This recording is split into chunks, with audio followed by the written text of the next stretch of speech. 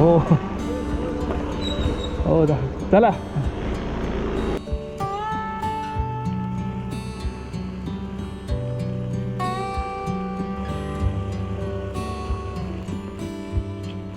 काय खाल्लं त्याने?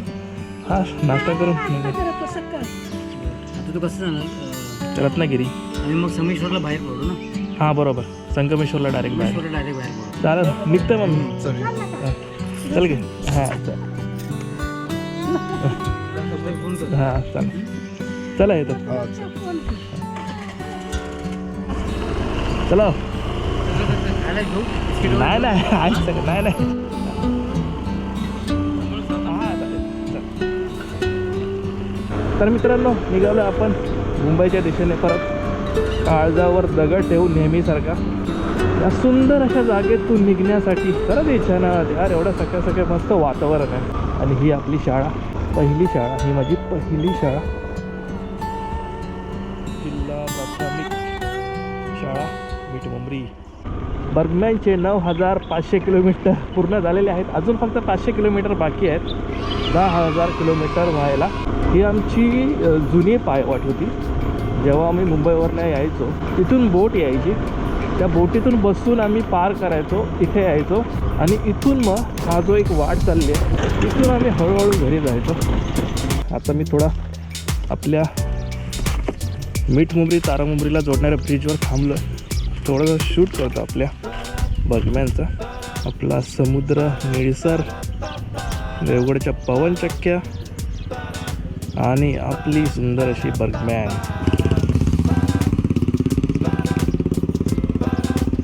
त्याच्या बाजूलाच आमच्या मिठमुंबरी गावाचा सुंदरसा नजारा.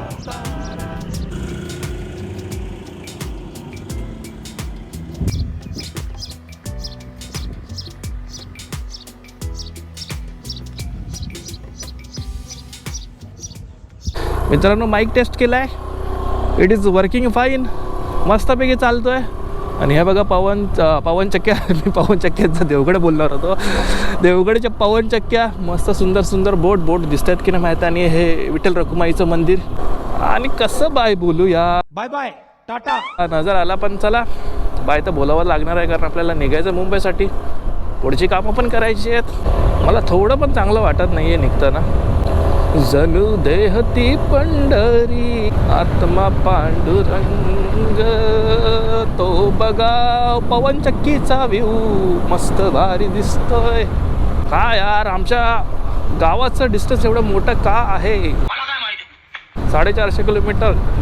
200 किलोमीटर असतं तर मी सॅटर्डे संडे येऊ शकलो असतो. आणि नेहमी जर गेलो तर कोण भाव पण देणार नाही आपल्याला. इलो मुंबईचो पाहुणं इलो करून.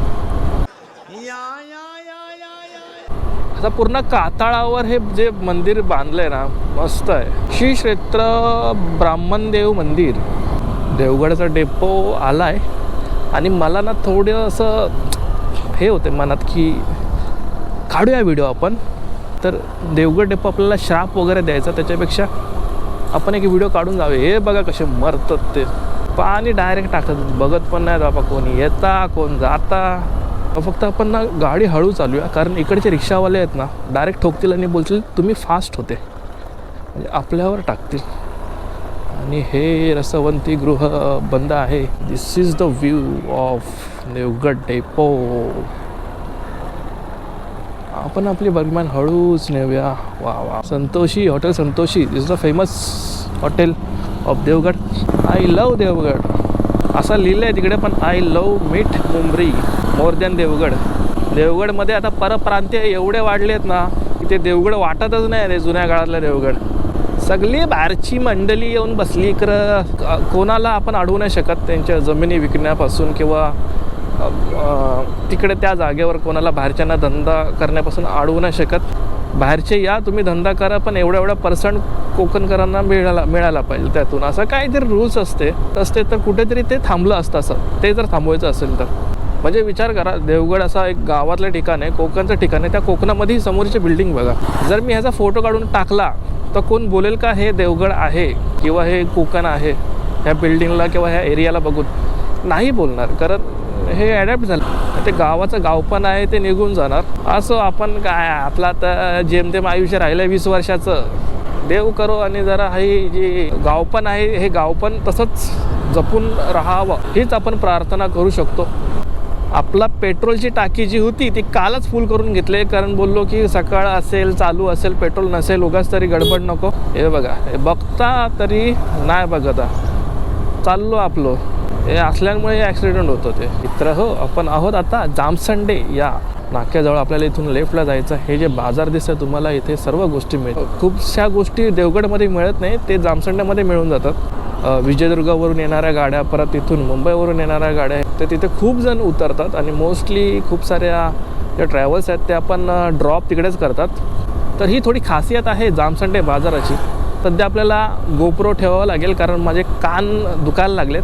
ह्या का जाऊ द्याव्या पुढे. मी जेव्हा पण येतो ना या टर्नवर मी बाचकतो मुंबईवरून येताना. जाताना काही नाही पण येताना ना फटकन असा टर्न आहे ना, अरे घाई लागलेली असते घरी जायची, घरी पोचायची घाई लागलेली असते. तर थोडं होतं 19-20 नेहमी मी थोडा वाचतो तिथून. आय नो माझी एनर्जी थोडी कमी झाली आहे कारण मला सोडूसारखं वाटतच नाही आहे गाव.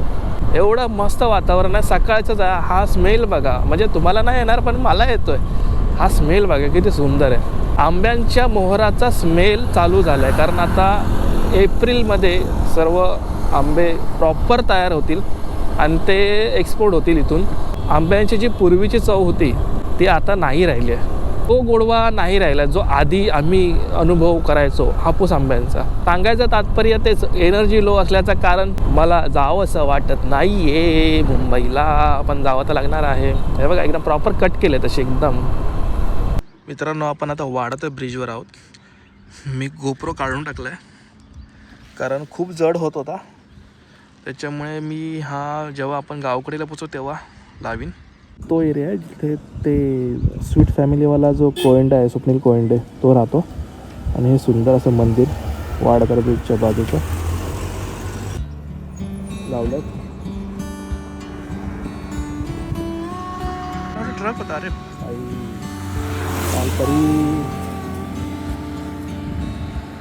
आपण आता पोहोचलो आहोत आंबेरी पुलाजवळ. जवळपास 9 वाजत आलेत, म्हणजे 5 मिनिटं बाकीच आहेत 9 वाजायला. आणि 1 तासामध्ये आपण आंबेरी पुलाजवळ पोहोचलो आहे आपल्या घरापासून. समोर व्ह्यू बघा.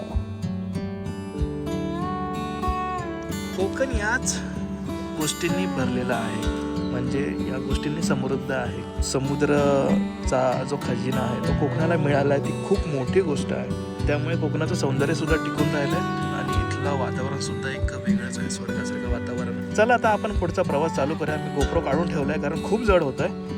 आपण गावकडेच्या इथे गोप्रो लावूया आणि त्याच्या बॅटरीचा इश्यू असल्यामुळे आपल्याला त्याची पण काळजी घ्यावी लागणार आहे कारण त्याला खूपदा चार्ज करावा लागणार आहे आपल्याला. आंबेरी पुलापासून 10 मिनिटात आपण दांडे पुलाजवळ पोहोचलो आहे आणि हा दांडे पुलाचा नजारा, खास करून हा जो व्ह्यू आहे याच्या मागे विजयदुर्गाचा व्ह्यू आहे. आपल्याला पुढे जेव्हा जाऊ आपण तिथून तो क्लिअर कट दिसेल. या ब्रिजच्या एंडिंगला तो थोडासा व्ह्यू दिसतो विजयदुर्ग किल्ल्याचा, तो पण मी तुम्हाला दाखवतो. मासेमारी चालू आहे. एकटाच लढतोय भाऊ आपला. काहीतरी गावला वाटतं का, काहीतरी गावला वय वाटतं. हा बघा हा दांडे पुलचा एंड आहे आणि ह्या एंड मधून विजयदुर्गाचा थोडासा पार्ट दिसतो. हा विजयदुर्ग किल्ल्याचा थोडासा पार्ट इथून दिसतो आणि पुढून आपल्याला पूर्ण व्ह्यू दिसतो. हा जो विजयदुर्गाचा व्ह्यू आहे हा या झाडांच्या मागून पूर्ण दिसतो.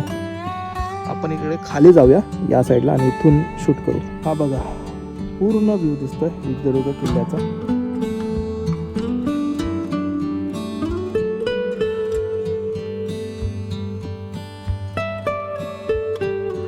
आपली मस्त बर्गमॅन गाणी चालू आहेत आणि समोरच विजयदुर्ग किल्ला. चला तर आता निघूया टाइम न वेस्ट करता. याच्यासाठी मी एकदाच काढू शकतो. 9:15 वाजलेत. पुढचा प्रवास बराच बाकी आहे. मित्रांनो आपण पोहोचलो आहे जैतापूर पुलाजवळ. 9:30 वाजलेत. अर्ध्या तासामध्ये आपण पोहोचलो आंबेरी पुलापासून जैतापूर पुलापर्यंत. 10 वाजलेत आणि आपण अजून अडीवरेलाच आहोत. आपण आता गावखडीला पोहोचतोय. 10:15 वाजलेत. इथे थोडा नाश्ता करून मी पुढचा प्रवास करीन. कारण सकाळी फक्त चहा आणि एक टोस्ट खाऊन निघालो होतो. समोरच बघा मस्त समुद्र. वाव, याला म्हणतात कोकण. वा वा वा वा वा वा. फक्त एवढ्याशा शॉटसाठी मला गोप्रो काढावा लागला, कारण आपल्याला नाश्ता करायला थांबायचं इथे इंद्रप्रस्थ जवळ. छान मिळतं इथे नाश्ता, छान मिळतो, ॲक्च्युली छान मिळतो.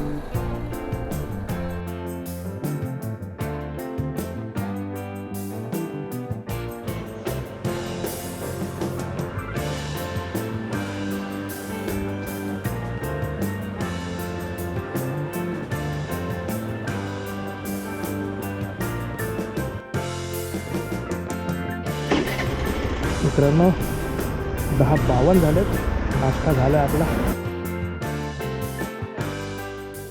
मित्रांनो पूर्णगडचा पूल आणि ही पाण्याची दर्गा. पावस अजून 7 किलोमीटर बाकी आहे इथून. पावसकरांनो इलंय तुमच्या पावसमध्ये. एकदम छोटूसा रिक्षा आहे. गोळ्यासाठी निघणारे केसटे, दुसऱ्याचं नाव मला वाचता येत नाही. बघा ही आहे आपली लाल परी. कोणतरी, त्यामुळे आपल्याला आपल्या ब्रेकवर ताबा असणे. या नकली लालपरीच्या मागे लालपरी लिहिलं आहे. आपण आता शिळगावात आहोत आणि शिळगावामध्ये ना हा एक व्ह्यू आहे. याची मी रील टाकली होती. perfect आहे. हे झरी मंदिर आहे, श्री झरी मंदिर.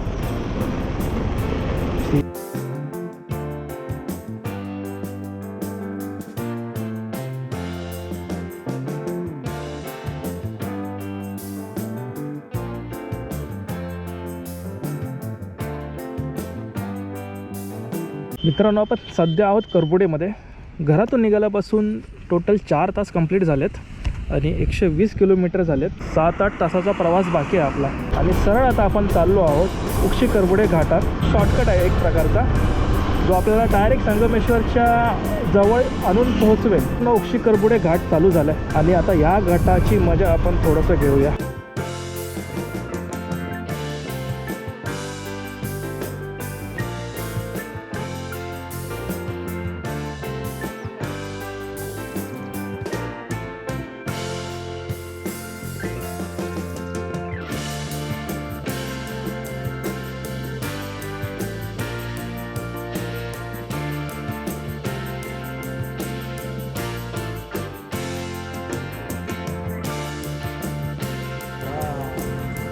इथं स्वच्छ पाणी आणि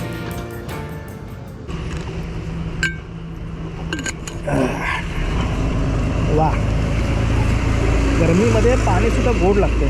तर मी ह्या फोनला आतमध्ये ठेवतो, फोन चार्ज करतो, गोप्रोला पण आतमध्ये ठेवतो. जिथे कुठे जागा असेल चांगली तिथे आपण गोप्रो स्टार्ट करू आणि परत शूट स्टार्ट करू.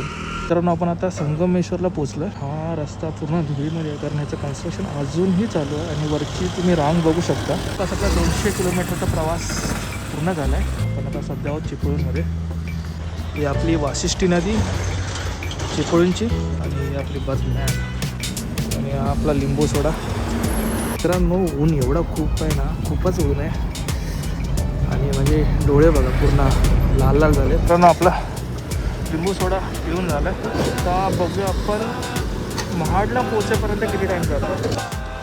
मित्रांनो ह्या भाईसाबची बॅटरी संपून गेली आहे आणि मी आता गाणी ऐकू शकत नाही. तर गाणी ऐकत नसल्यामुळे माझं ना कॉन्सन्ट्रेशन भंग होतं. त्याच्यामुळे ना याला चार्ज करणं खूप गरजेचं आहे. चार्ज करू शकतो. आता मला चार्जिंगला लावले याला एक अर्धा पाऊण तासाला चार्ज होऊ दे.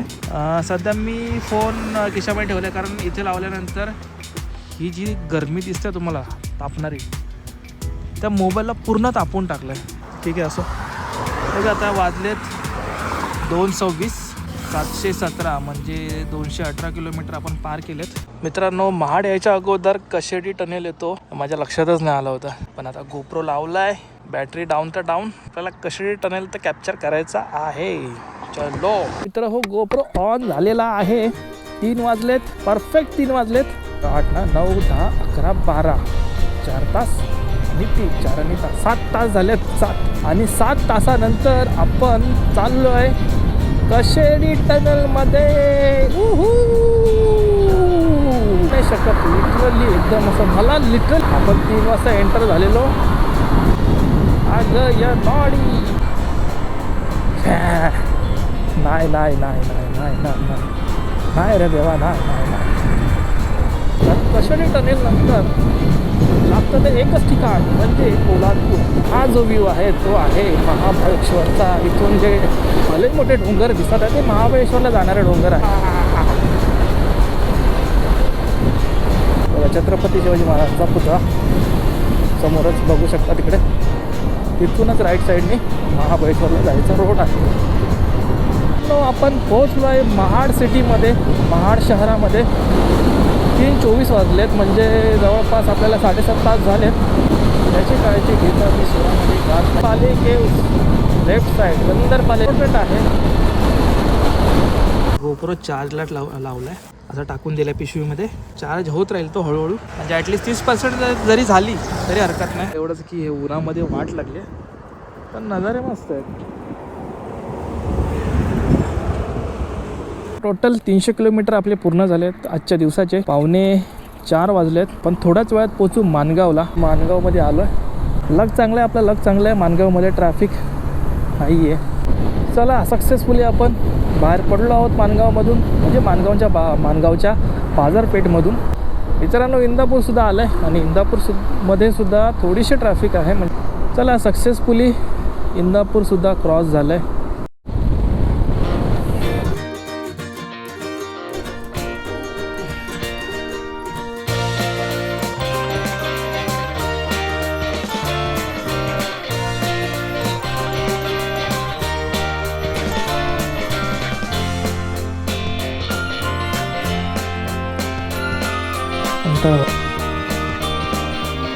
ठेवल्यानंतर चेन लावायची.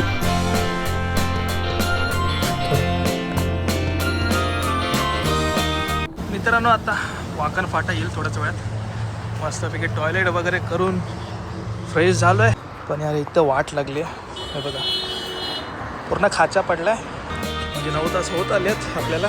पण वाकण फाटाला पोचलो आपण जवळपास. मस्त अशी जागा मिळाली आहे. मस्त डोंगरांचा व्ह्यूसुद्धा आहे आणि सनसेट पण प्रॉपर दिसतो आहे.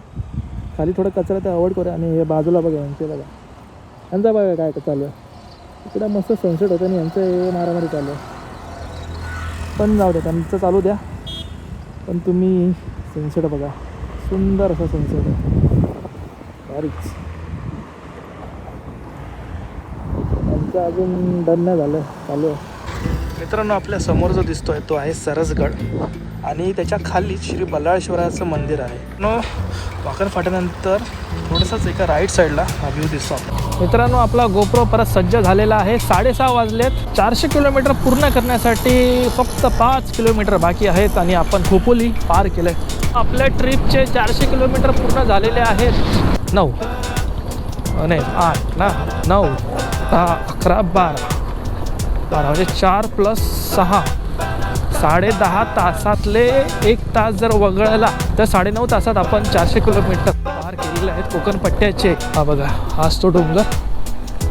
हे बघा कल्पतरू नावाचा हे नवीन काहीतरी ओपन झालं आहे. हाच आहे तो गेट वरती माथेरानला जाण्याचा. बघा हा समोरचा जो ब्रिज दिसतोय ना तो आहे समृद्धी महामार्ग.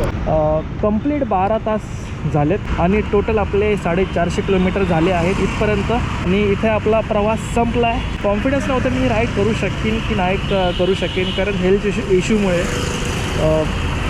नव्हतं मला की होणार असं वाटतच नव्हतं. इमोशनल टाईप झालं मी. पण 450 किलोमीटरचा बर्गमॅनवरचा प्रवास खरंच माझ्यासाठी खूप भारी होता.